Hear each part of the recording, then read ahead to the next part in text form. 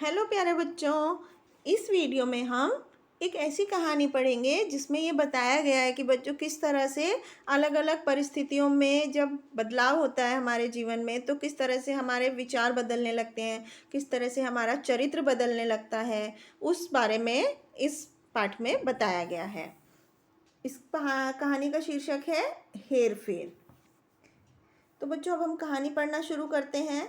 एक गरीब मजदूर था। वो सारा दिन अपना खून पसीना एक करके कर देने वाली मेहनत करने के बाद शाम के समय दो आने पैसे अपनी फटी पुरानी चद्दर के कोने में बांधकर शहर से निकलता है और मजदूरों की बस्ती की तरफ चल पड़ता है।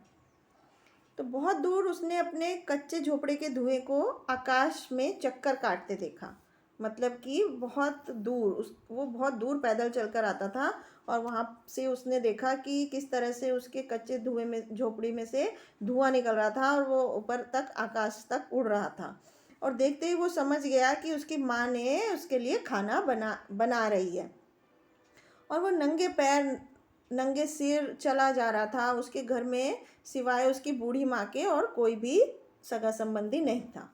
तो उसके घर में सिवाय एक चूल्हा और दो चार बर्तनों और कोई साज सामान का सामान नहीं था, मगर वो फिर भी बहुत खुश था। उसकी चद्दर में दो आने के पैसे बंधे थे। उसके दिल में भी उम्मीद थी कि सामने से एक बारात आ रही थी और मजदूर ने उसे देखा और वो सोचने लगा कि हो सकता है कभी मेरा भी ब्याह होगा और मैं भी बारात लेकर ब्याहने जाऊंगा। उस समय मैं कितना खुश होऊंगा, मेरे साथ साथ बाजे बज रहे होंगे।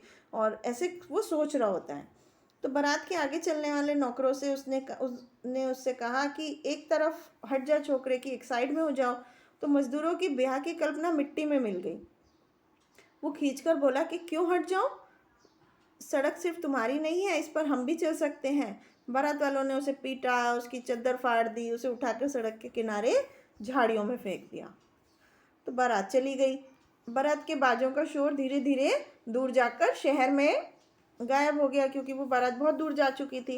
अब वहाँ वो अकेला मजदूर था। उसके चारों तरफ रात का सिर्फ सन्नाटा पसरा हुआ था और निराशा का अंधेरा था। और उसका मन जो था वो बहुत ही ज़्यादा दुखी था।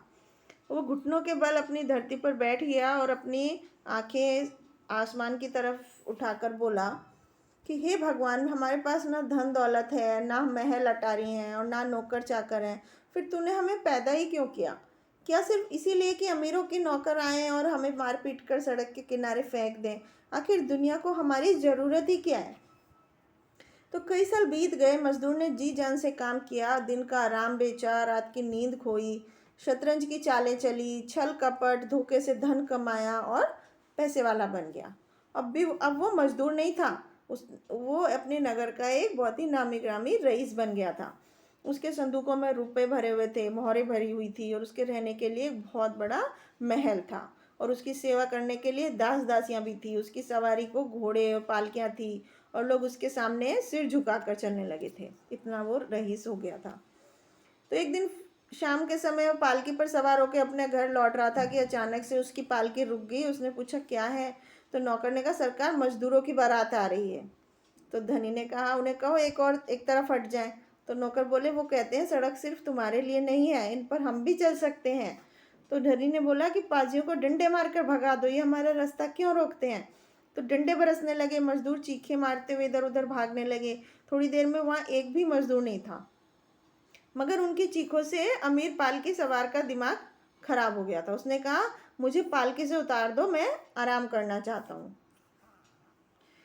तो नौकरों ने सड़क के किनारे गलीचे बिछा दिए और अपने मालिक को आराम से बिठा दिया। उसे ऐसा महसूस हुआ जैसे वह यहाँ भी कभी पहले भी यहाँ बैठ चुका है, शायद कई साल पहले, शायद किसी पिछले जन्म में।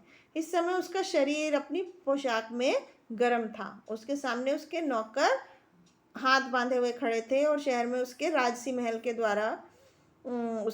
महल का द्वार उसके लिए खुला हुआ था। वो नरम गलीचे पर पालथी मारकर बैठ गया, और गलीचा मतलब कालीन पर बैठ गया एकदम पालथी मारकर आराम से, और अपनी आंखें आकाश की ओर उठाकर बोला कि हे भगवान, इन अभागे मजदूरों के पास न धन दौलत है, ना महल अटारी है, ना नौकर चाकर हैं। फिर तूने इन्हें पैदा ही क्यों किया? क्या सिर्फ इसलिए कि ये हम लोगों के रास्ते में आ खड़े हों और हमारा समय बर्बाद करें? आखिर दुनिया में इनकी ज़रूरत ही क्या है? तो बच्चों, इस कहानी में हमें ये देखने को मिला कि व्यक्ति को सिर्फ अपने बारे में ही नहीं सोचना चाहिए, उसे दूसरों के भी बारे में सोचना चाहिए, दूसरों के लिए भी परवाह करनी चाहिए कि दूसरे को कोई कष्ट ना हो। तो यहाँ पर इस कहानी में यही बताया गया कि किस तरह से जब वो बालक गरीब था और जब अमीर था, तो उसके परिस्थिति के हिसाब से उसके मन के भाव किस तरह से बदल जाते हैं, किस तरह से वो प्रार्थना करने लगता है, सोचने लगता है।